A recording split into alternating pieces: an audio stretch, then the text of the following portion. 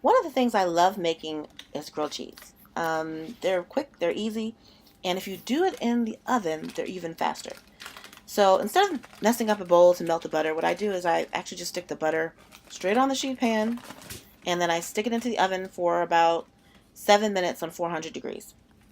Now, once the butter's all melted, I take the pan out, and then I just lay the bread down and make sure that each slice of bread gets a lot of butter, because that's the key to having your grilled cheese come out of the oven like if you did it in the frying pan or on the grill.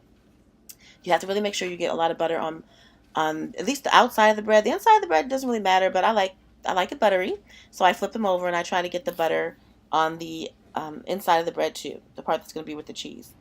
One thing about these recipes is that kids love grilled cheese. So if you have a lot of kids come over, or if you have a lot of kids in general, you can actually just do a whole bunch of grilled cheese sandwiches at one time. You don't have to slave over this frying pan, flip them over, nothing. You don't have to flip anything over when you do these grilled cheese sandwiches. You can flip them over once during baking if you like the other side brown. That's the only thing. They're going to be crispy. They're going to be tasty. You just make sure they're butter on both sides, and you'll be fine. So I'm just making sure that I butter both sides of the bread, and I'm making actually only 3 sandwiches now.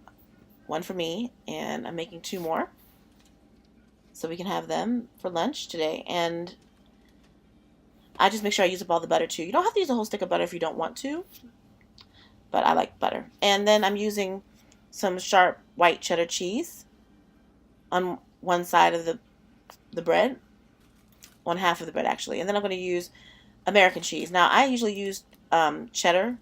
You can get cheddar cheese. It tastes really good with cheddar cheese, but I didn't have that.